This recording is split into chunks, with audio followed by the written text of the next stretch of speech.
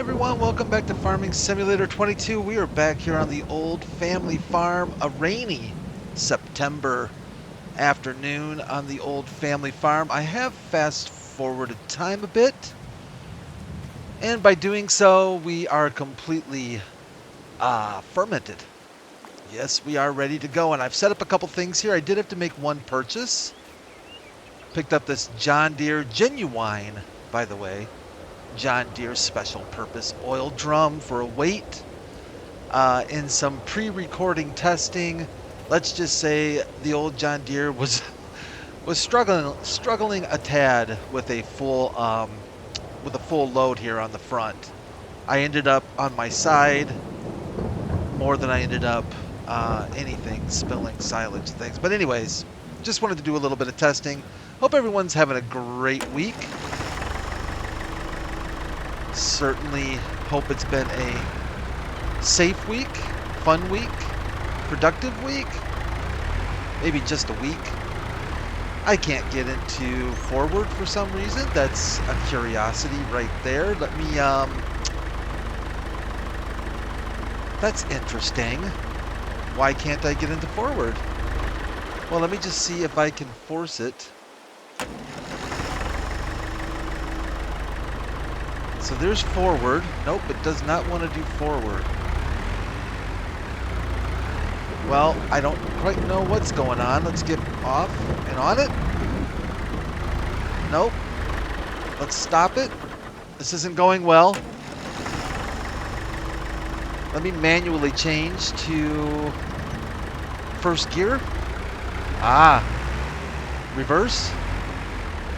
Forward. Okay. Well, there you go. Right off the bat, some technical difficulties resolved. I have no idea why it was doing that. So I think what we should do is get this grass, a little bit of grass out of the way. You don't want grass mixing in with your silage now. I can tell you that from experience. Yeah, let's just see if I can get this a little bit more, a little bit better. It's kind of a weird thing with Farming Simulator and some of these front tools. They kind of have a sweet spot, you know, for where they pick up stuff. Sometimes you kind of have to dig them into the ground to get them to properly pick up your stuff.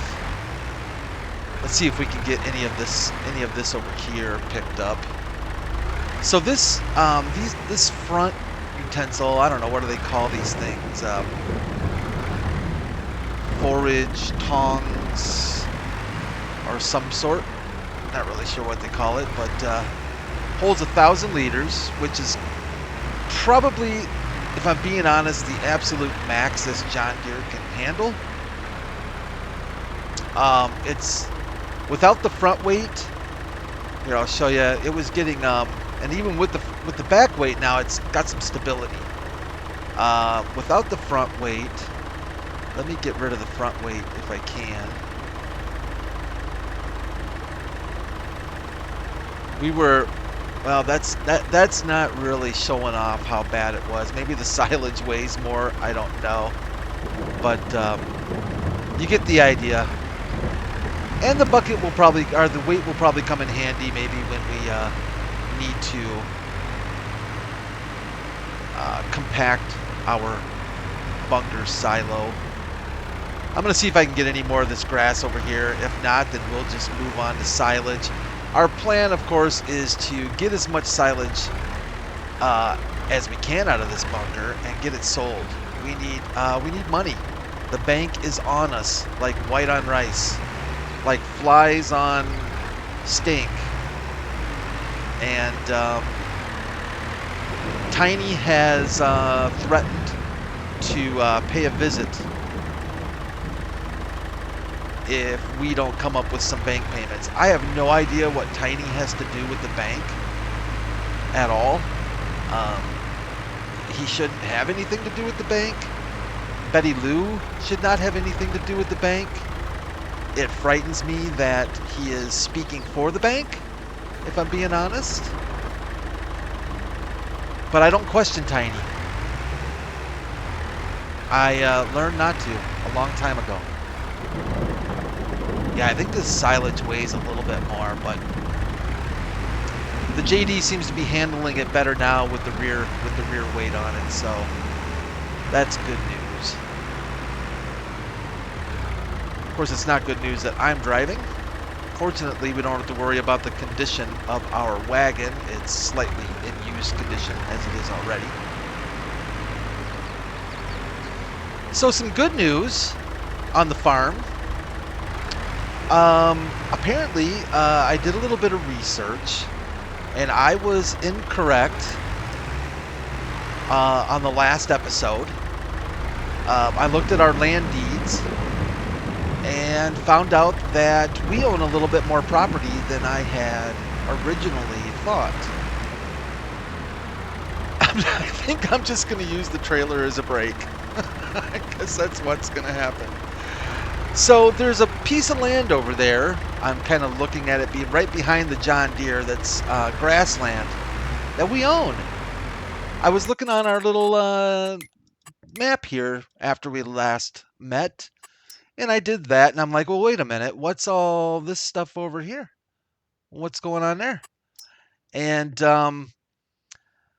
now this is the field that we seeded, and we seeded this field. We don't own this field, but I noticed that we own this area here, and that happens to be that big chunk of land over there that is currently grass, which is great news for us because that is just more workable land that we can mow and fill up our bunker silo with. We also, of course, have the option to plow it and make a field if we want to. But I would say, depending on what kind of cash we can bring in with our silage, we might want to stick to grass. Not sure. It'll be interesting to see. I really want to get that little bit right there, but this thing is just... Come on, get on there. You can do it. Yeah, it just doesn't want to. Maybe we'll get it the other way. I guess I'm not going to be picky up front. We've got plenty to pick from here in the bunker silo, so I'm not going to try and be finicky about what we can get. I actually kind of forget what our fill volume is on this trailer. What's that, our third bucket or our third scoop? So that's 3,000 liters.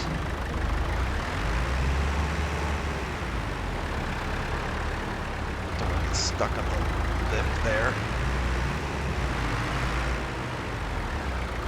How much do we have in this bunker silo? 40,000? Oh boy. That's 40 buckets.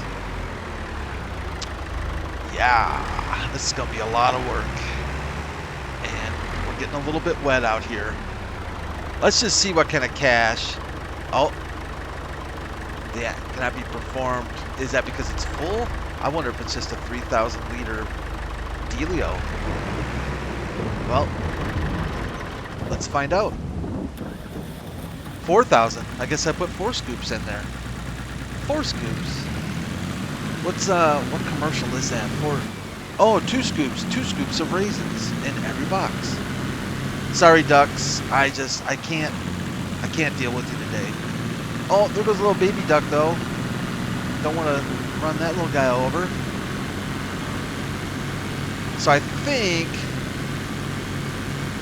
let me see if I can get the high gear. There's high. Yeah, you kind of have to do the manual shift on the Jeepster to get it to go from low to high. Not quite sure why that. Maybe it needs some transmission fluid. Maybe that'll help it out. I think we sell silage over here. Let's find out here. Hay, straw, that kind of stuff I think gets sold over here. It does indeed. Well, here we go. Let's see what kind of money we get. This will kind of tell the tale. 657 bucks for 4,000 liters times 10, because we have 40,000 total roughly. So we're looking at about $6,500 for this bunker silo, I would say, if me math is somewhat correct. Minus the cost for the rear weight, which wasn't cheap because I had it custom painted, of course, with the John Deere oil scheme, you would say. I think that back weight was like 700 bones. Tiny completely shafted me on that thing. And I know he used cheap paint too. It's probably going to wash off in the rain here. For nothing. Oh, Tiny. Tiny, Tiny, Tiny. Tiny's trying to sell me a gun. He was out hunting the other night. And I've told him he can hunt on my property. It doesn't really make sense that he does hunt on my property because, well, now that I think about it, I think maybe I know why he wants to hunt on my property. Because it's duck season. Not good for nothing. He better not be shooting my ducks. So anyways, I saw him walking around over here. He doesn't respect property lines as it is. So I saw him walking around the other night, and I'm like, hey, T. I like to call him T. He likes that. Makes him kind of cool. Hey, T, what's up? I said to him, where's BS? And he didn't like that too much, but... and I guess, he's like, she's at home, feeding the kids, and I didn't even want to ask because she doesn't have children. So I got off that subject as quickly as possible. Anyways, Tiny had a shotgun, and he looks at me kind of weird, and he's like, hey, you fixing to buy a shotgun? And I'm like, fixing to buy a shotgun? I really wasn't in the market to buy a shotgun, but you got a deal? Because I always like to, I like to hear him out because there's usually a story involved, right? And he's like, yeah, this here shotgun, he said, was my grandpapa's, and I'm looking to buy a toy train set. I guess Christmas is coming up, and Tiny shops for himself for Christmas, and it's kind of sad actually. But he wants to buy a toy train set, so he wants to sell his shotgun so he can afford it. And I thought, you know what, maybe that's not a bad idea. We could always use an extra shotgun on the farm, keep the deer away and stuff like that. And the price was right. He only wanted like 25, 30 bucks for it. And I'm like, okay. But then I started looking at it, and the serial numbers were filed off. And that just doesn't, that makes me nervous. So I guess it's fair to say I turned down Tiny's offer for the purchase of a shotgun with filed off serial numbers. I also then decided that it was time for me to go inside and leave Tiny to whatever it was he was up to. Yeah, Tiny's an interesting fellow. Come on, really? We need a bigger wagon or a second wagon. That would be sweet.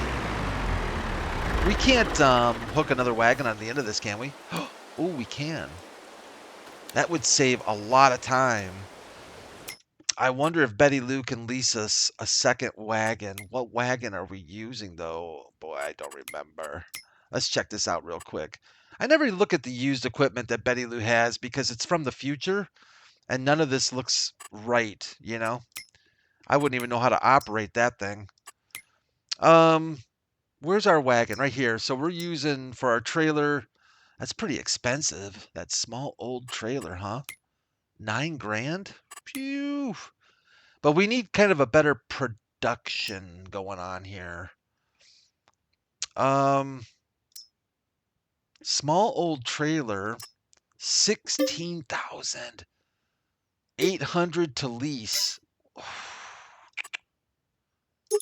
Extension though, that holds 8. Oh, you know what we could do? Yep. I think I know what we can do. I think we can customize our current one.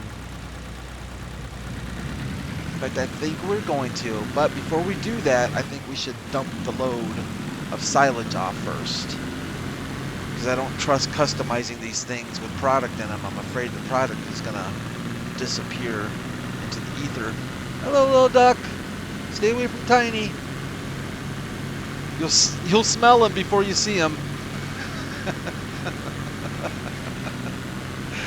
Oh man. Hey, at least it's not boring around these parts. If you've got the Smalls, the family of Smalls, like I think I've mentioned to y'all, is they've gone back decades, if not millennia, over here on the old family farm. At least that's what they claim.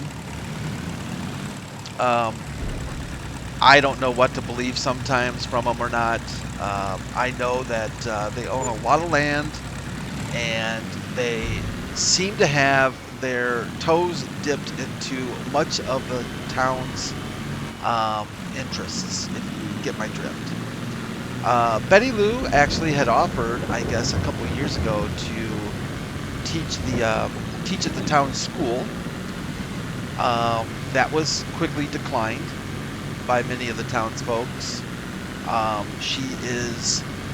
Her main thing was she wanted to bring the flat Earth into the schools. She feels very strongly about flat Earth, and she feels like the schools currently do not have good enough curriculum, and the globe needs to be destroyed. And fortunately for us, we found out just in time to basically say, hey, Betty, you know, thanks, but no thanks for your offer. We will continue to let someone else teach the children. Oh, $0. We must have had the wood planks. We must have had the wood planks sitting in the barn. That is awesome. Now, I hope the reach of the John Deere is good enough for this. Oh, I hope so. I just don't want to deal with it. Come on, baby. Oh, you are. Look at you, JD. You were meant for this. That's nice. That cuts our trips to the hay and feed and seed and whatever in half, which is pretty sweet. And I actually did not plan that. I honestly didn't even know that that trailer had an extension like that, which is really cool. And I didn't know it was free. I probably would have done it a while ago.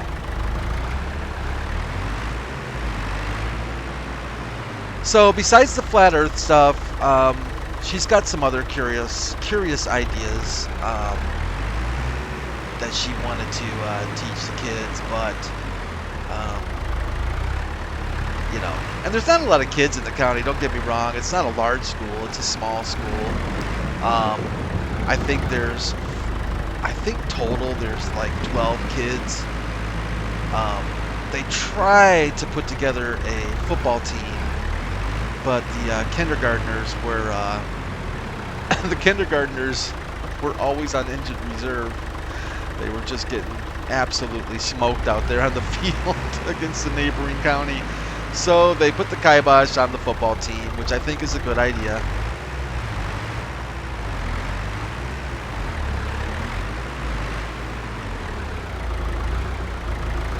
Let's try a little first-person action, see if I can't mess this up a little bit better.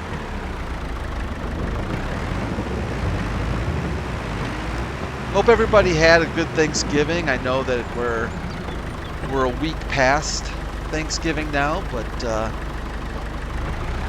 hope everybody did. If you don't celebrate Thanksgiving, well, I hope you had a good last Thursday, you know? I don't know, for Thanksgiving, I don't usually, I don't know, I used to do, it seemed like our family used to do a lot more for Thanksgiving, and you know, of course we did the typical, come on baby, why aren't you picking anything up? Pick it up. There you go. There you go. We used to do a lot more and used to do the big, you know, turkey and all that stuff, but my mom and dad are getting a little bit older now, and it's just so much work, and everybody's kind of spread out a little bit more, and it's kind of a shame because it was always one of my favorite holidays, mostly because of the food, to be if I'm being honest. I mean, the family stuff was great. Football, of course, was fantastic. What am I missing here? Oh, that's what I'm missing. All right. Maybe I do need to stay on the outside. All right. Go flat. Nope, don't do that. Just go flat like that. I was doing well for a while.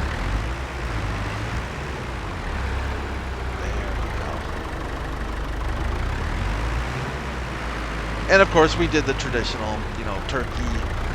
Never did do anything fancy though. Like, my mom was just an oven-baked turkey kind of person. We never got into the, you know, what is it? The big thing is smoked turkey. I've had smoked turkey. It's amazing. I love it. I was talking to somebody at work last week, asking them how they prepare their turkey.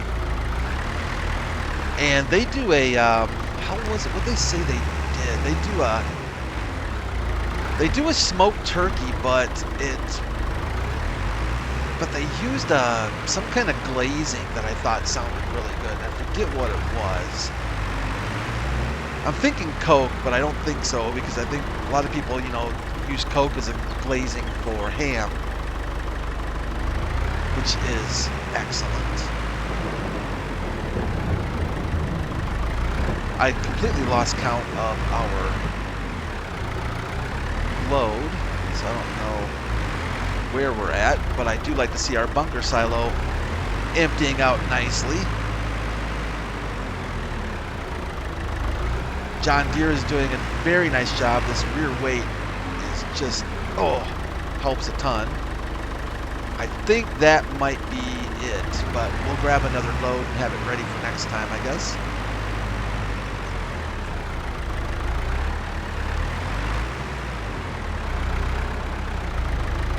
And then for Christmas, watch out. Get out of the way. get out of the way. Oh, man. For Christmas, we were always a fake tree family. I loved our tree. I still remember our tree. We use the same tree every year and basically the same decorations, except, you know, you'd always add the ornaments that you made in school that you brought home, and your mom said, "Oh, that's so pretty," and you know that they weren't pretty. You know, they were like hardened cookies or something weird. I hope this Jeepster has enough guts to. Oh yeah, get some Jeep. But yeah, we were a fake tree family.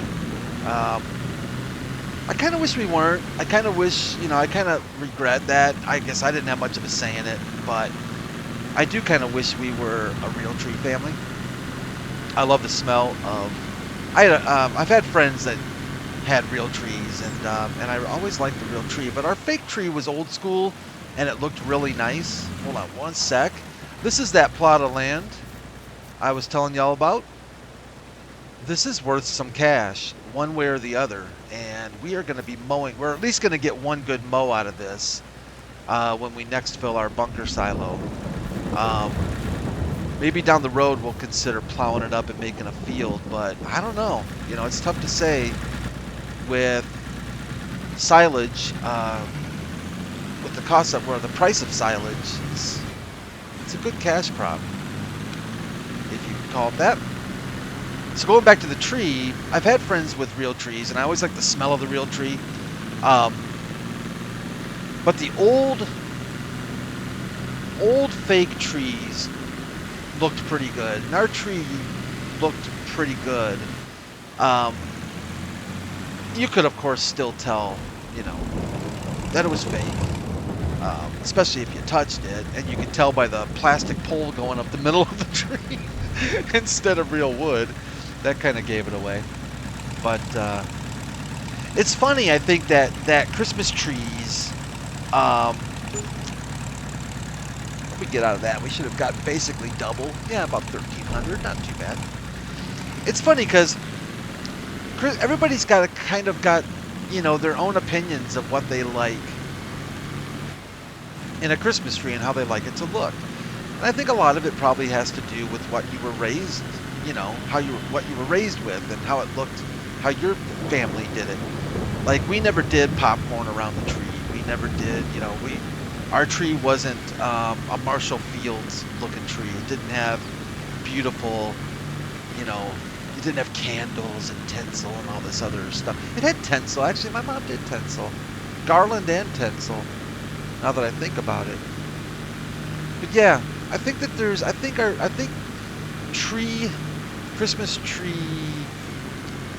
preference, I think, is formed a lot, you know, based on what you grew up with.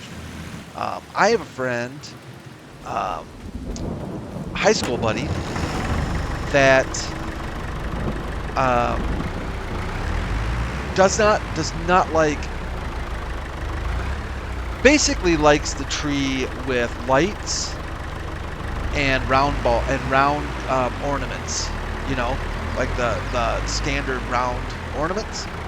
That's it. I mean, does not like the tinsel, doesn't like the garland, doesn't like, is not a fan of what he calls all that nonsense. Then I knew a girl, I still know the girl, but she, the more on the tree, the better. I mean, the branches should be sagging with the amount of stuff that is on the tree.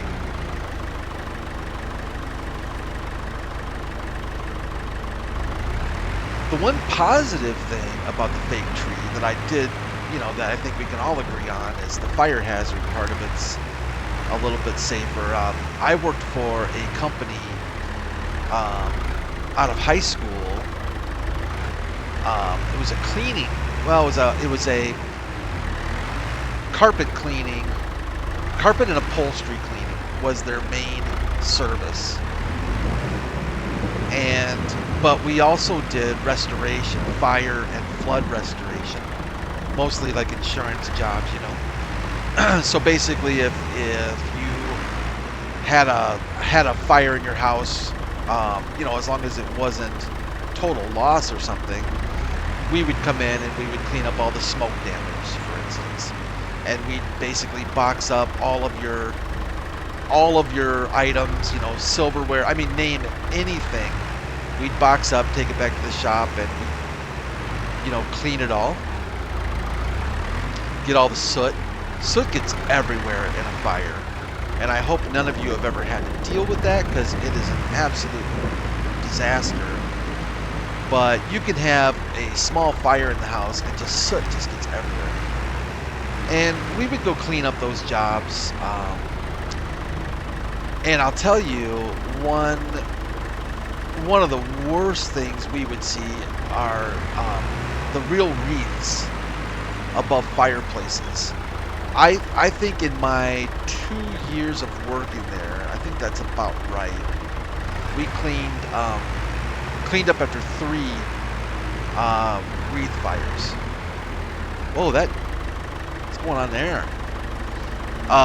Cleaned up after 3 wreath fires.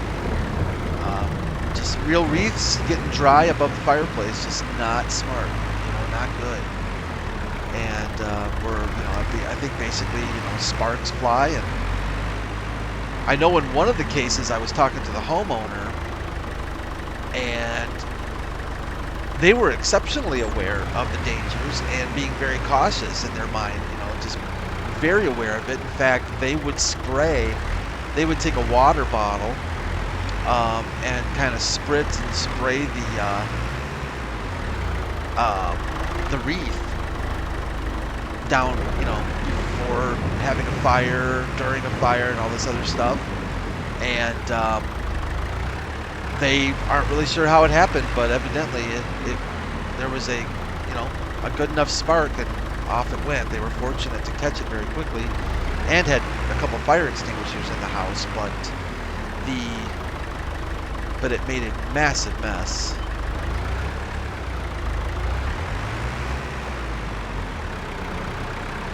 Had some very interesting things while working there, I will say. Some things that were truly very tragic and sad that we had to clean up after. some very, very disgusting, nasty things that we had to clean up after. I will tell you this one story. It's not one of the tragic stories. It's more of well, it's tragic in the way that it's kind of one of those unbelievable kind of things. Like, wow. So we went to this condo, this lady's condo, to clean her carpet. And if you've never done carpet cleaning, don't. No. If you've never done carpet cleaning, we used a truck mount system where, you know, the pump and the water tank were in the van, and the pump ran off basically a PTO from the engine, right? Much like a tractor, only interior. And we had it all set up and got the water running and got inside. And basically, when you're doing carpet cleaning, you know, depending on what the person wants to pay for, you can do traffic areas, or you can do wall to wall, you know, whatever they so choose. Nice, Brad. Well, this lady wanted wall to wall clean, so we got there, and first job is to move all the furniture away from the walls so we could get, you know, behind the furniture, and then we'd move the furniture back. And we had these styrofoam. We had styrofoam blocks, these little styrofoam blocks that you would set furniture legs on, because you didn't want wooden legs to be on the wet carpet. They would bleed on the carpet and leave stains and stuff. And we also had these aluminum foil squares that we could use. It just depended on what you were blocking up or getting off the wet carpet. And we're working our way around. You know, I think we started in the bedroom and then worked our way around. We got to the living room, and it was usually two people on jobs like this because you had to move furniture and stuff. And I was there with a buddy, and we moved the couch away from the wall, and I kid you not, at first I thought, well, I didn't know what to think, but there was a substantial amount of cat feces behind the couch. And by substantial, I mean substantial. And she could tell that we kind of just stopped and were looking at this because, you know, you have to kind of clean that up first. You can't just hit the wand with it. It would make a pretty nasty mess. And so we unhooked the hose. My buddy, I think at the time, was the one doing I was kind of doing the furniture moving behind him, and he was doing the wanding. And so he unhooked the vacuum part of the hose and started sucking up, and you could hear, you know, the stuff going through the hose. And she came over and looked, and she says, and what I expected her to say was either nothing because of embarrassment, or, oh, you know, that stupid cat or something. But all she said to us was, oh, I've been wondering where the cat was going to the bathroom. Giggled and walked away. And I was just like, for real? Seriously?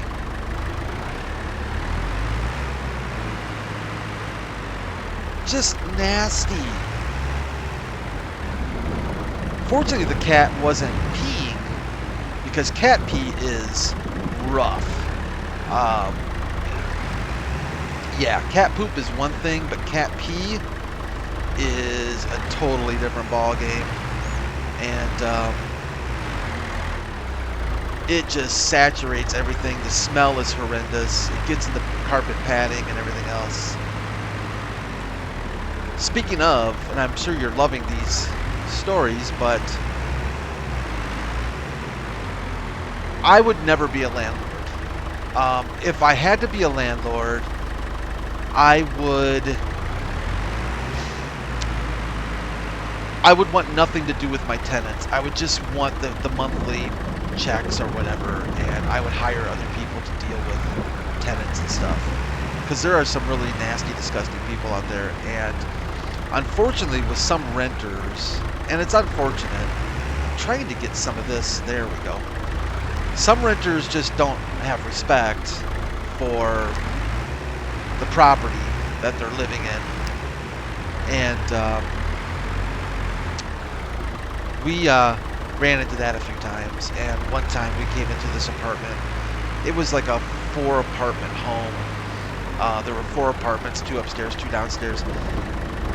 Went in there, the odor was amazingly horrible, and they had apparently a few dogs living with them that they chose to never take outside to go to the bathroom. And I'm not exaggerating. One of the bedrooms where they apparently kept the dogs, the carpet was actually slick, 100%. And I mean wall-to-wall dog poop, trampled down. I've never seen anything like it before in my life. And I guess they had skipped out, not paid rent, you know, surprise, surprise. But, you know, you look at stuff like that, and first of all, just the obvious is, why? How and why? And then you just hope that they don't have kids. You know, you just pray to God that there's no kids. You hope that the pets were at least fed and taken care of, because animal cruelty is just... It's probably one of the few things I will ever get political about on this channel. I just think people who are cruel to animals are... well, some of the lowest on the planet. If you're cruel to something that can't protect itself or defend itself or trusts you, and you know. But anyways, and so you see situations like that, and you just, at first you're mad and you're disgusted and you wonder about these people, and then you're just sad, you know, that people live like that. And you don't know their situation,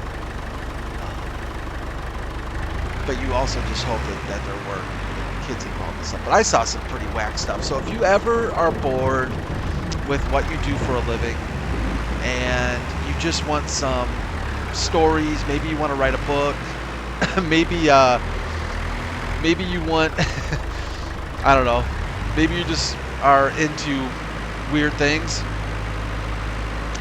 yeah. Work for a carpet and upholstery cleaning company. You will most certainly get your fill. I mean, I've been in hoarding situations. I've been in situations where I'm trying to think. I've been in situations where people apparently don't care that you can see them undressing in the bedrooms. I've been greeted at the door in different stages of dress. I have regretted dearly being home when the husband came home, because apparently they missed each other a lot. They missed each other considerably during the day and wanted to make sure that they were sharing that with us. I kid you not. But there were a lot of cool people too, and some jobs we did, some of those fire and flood restoration things. Whoops, Brad, put that in the trailer, not back in the bunker. You also met some amazing people and some really cool people and some really, really nice people. So it's not certainly all bad. In fact, you know, percentage-wise, it certainly was better than bad. But the ones that were special made up for it. That's for sure. Met some very cool people though along the way, and not a job I regret having. You know, it was good at the time, and I was young enough to be able to handle the workload as well, you know, the heavier lifting, moving furniture and all that stuff.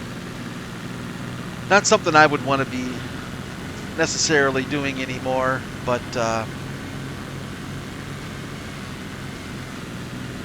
yeah, it was very interesting. Really interesting job. I don't know. You know. Had some retail jobs, had different jobs in my life, and sometimes you really do wonder sometimes, like how some people honestly have survived and grow to be old, because you see some things that just make you wonder, you know, how did they make it? How in the world did they make it? Speaking of, I wonder where Betty Lou is today. The shop looks kind of dark and empty. It's only almost 3 o'clock in the afternoon. But whoa, Brad, what's up with those? She should have the store open. I wonder what's going on there. I never ask. Trust me. If I've learned my lesson to never ask why the store is closed. Basically my rule of thumb with Betty Lou and Tiny is the fewer questions you ask, the better. That's kind of my rule of thumb. And I think I have been happier and maintained a better life over here on Old Family Farm with that rule in place, that is for sure.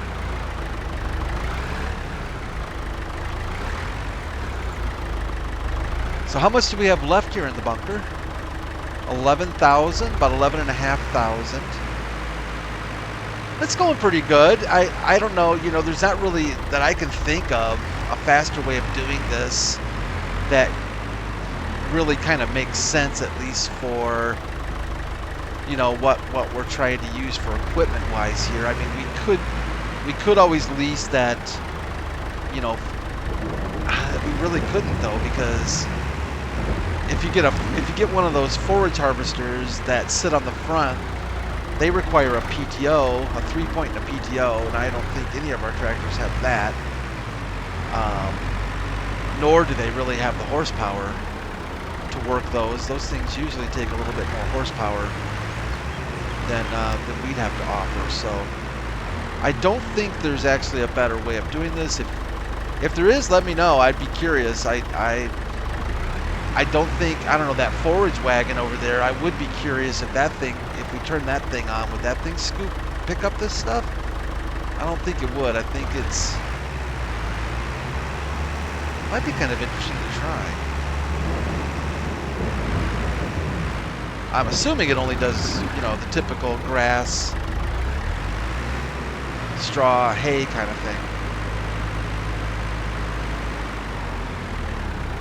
But you never know with mods. You never know what you might get away with.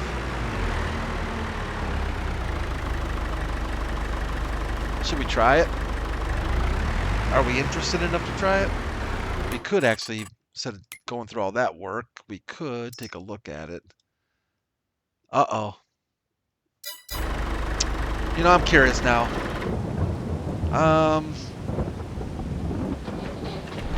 Yeah. Let's try the Massey.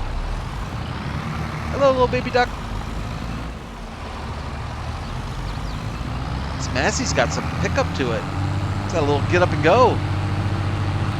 Man, I bet that thing probably might do a better job than the Jeepster getting our wagon back and forth. Just curiosity sometimes gets the better of me.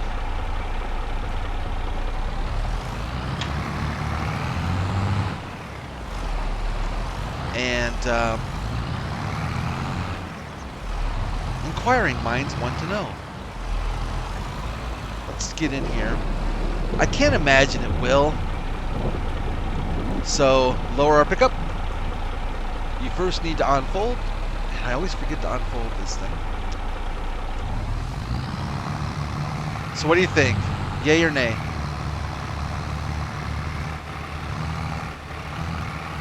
Oh, goodness gracious. For real? Is that normal? Do forage wagons? I don't remember that being normal. Well, I'll be. Look at that. You all should have said something at the beginning of the episode. I've never done this before. I've never used a forage wagon inside a bunker silo. Maybe I'll find out why here pretty soon. Oh man, oh, this thing's struggling a bit. A little light on the front end. Let's turn this baby around. Let's take another scoop. I mean, this is... I'm afraid to run over that grass, but we're going to.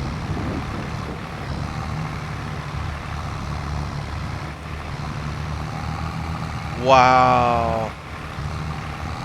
Uh-oh. What are you stuck on? Probably just too much weight in general, maybe. Look at that. Basically 100%.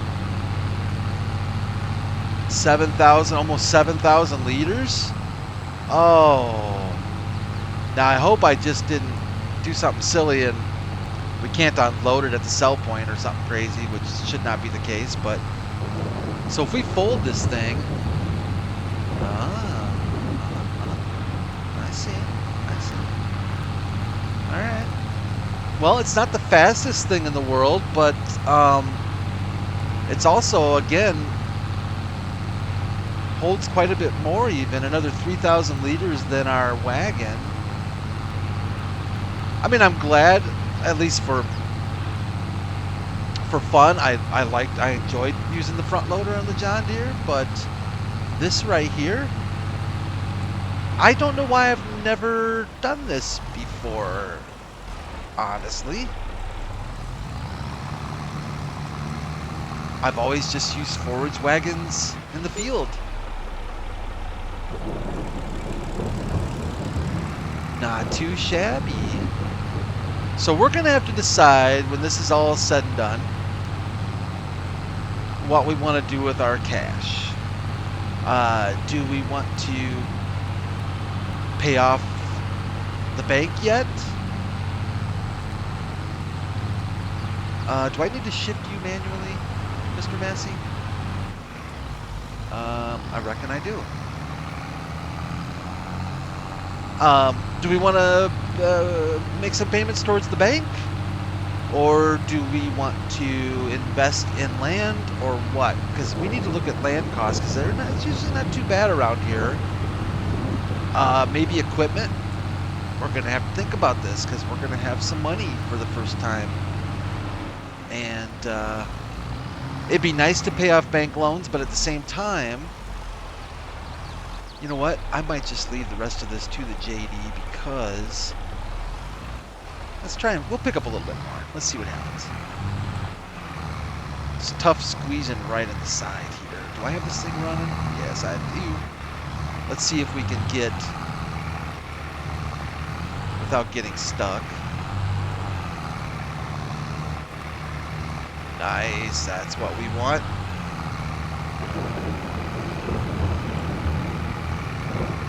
Yeah, it might be worthwhile maybe getting a tractor, a higher horsepower tractor might not be a bad investment if we can find something affordable, maybe used or... Whoa! That rooster has a death wish. I think that's what it was, a rooster. Yeah, what are you doing, buddy? Get out of there. All right. One more pass through. I think we left just a little bit behind. I don't know. well, I do weird things sometimes, but I honestly don't remember. I thought I left some behind. Apparently not. I think we are clear. We certainly are. Well, let's go deliver our last. Actually, we've got. Hold on. Hold the phone. Yeah, we have some in the trailer too, don't we? Okay. Come on, go, buddy. There you go. John Deere's empty. Good deal.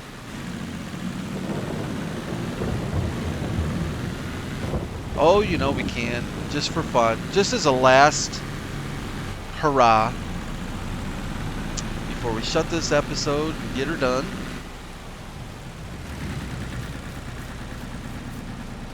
Let's cruise on over here. Hello, Mr. Massey. Do I have... Oh, you know what? I don't think I have it loaded. I was going to say use the follow me mod, but it looks like I don't have it. Looks like I don't have it enabled. Tip side, cruise control. Yeah, I would say I do not have it enabled. So we'll just do it old school.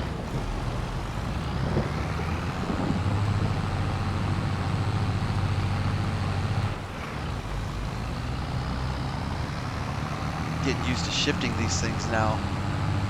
Well, I appreciate, and I apologize. I forget who left that comment a couple episodes ago, telling me about that, getting it out of low to high gear and stuff, because most of the equipment on Old Family Farm doesn't completely enjoy the automatic transmission, so. You do have to do a little bit of manual shifting with them if you want them to go a little faster. So there's our $400 in the bank. And now we can come on over and pick up our Jeepster, and we'll get this wagon load taken care of. So if I remember correctly, I know we sold... oh, yeah, those barrels. Just absolutely wrecked. Oh, boy. That's great. I think we started our selling at like 35 or 3,800 bucks, if I remember right. Because I had bought that rear weight. I'm just trying to think. I think we'll make close to $7,000 roughly with the silage that we had in there.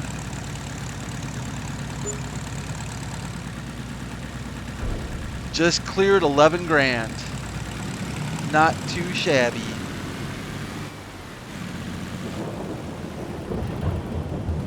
Not too shabby. Let's go check here real quick and see if Betty Lou's in the house. Well, it looks kind of dark. She's got the music cranked. Betty Lou's a minimalist, as you can see. No furniture. Well, she does have a table, so I guess that's good. What's the temperature here in Old Family Farm? Boy, I don't know. I can't really read the numbers there. Yeah. Huh. I think that's going to do it for this episode of Old Family Farm. I think we went a little long, but you know what? It's been a lot of fun. If you're still with me, thank you so much for sticking around. I'm glad we got our bunker silo taken care of. It looks like it's going to be raining for a while here. I vote for... Let's head back to the farm. I vote for maybe, well, shoot, we're on our bike. I would vote for us, well, we'll have to maintain our fields. I think they're going to be in pretty good shape. They will need another layer of fertilizer at some point, but I think our next adventure is going to be right over here. and getting this field mowed up. I think that'd be a really good thing. We've got everything we need for mowing and collecting the grass, and we can get our bunker silo filled up again. Well, I guess it hasn't really ever been filled, but we can at least get I would think that'll at least double what we had in there last time. This field needs to grow some more, at least another month or two, it looks like, before we'll be able to, before we'll be able to get a good cutting on this field. Before we leave, let's just take a quick peek at some prices of farmland. Let's say we bought this guy the closest. See, that's only $7,100 to pick up field 2. And field 2, yeah, love that.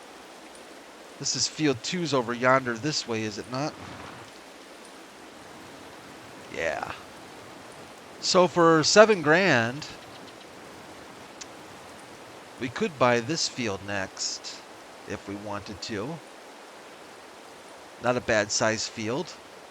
Very conveniently located. That would finish off this area of land over here.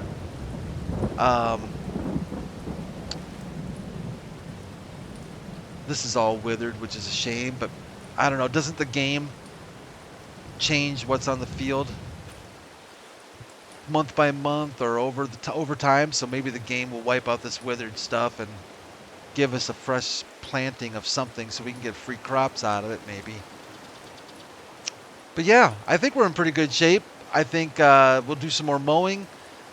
We need to keep product in our bunker silo. I think that's important because it's just basically, you know, free cash right there. Or not free cash, but easy form of bringing in some money. Of course, we got eggs still coming in, and we should have some honey. Yes, we do. And honey will keep being produced. We could pick up some more bees, too. Increase our honey production. It's always nice to have... it's always nice to have stuff like this that you don't have to. That's just kind of automated in the background, making you some money every month. So maybe it wouldn't hurt to add some beehives as well. All right, everyone. Well, thanks again. I won't keep you any longer, but I do appreciate you joining me here on Old Family Farm once again. It's been great. It's been a lot of fun. Thanks for putting up with me. Take care of yourselves. Most importantly, let's take care of each other. And I will see you tomorrow morning. If you'd be so kind to join me back over in East Vineland on old Kubota Farm. Take care, everyone. I'll see you soon.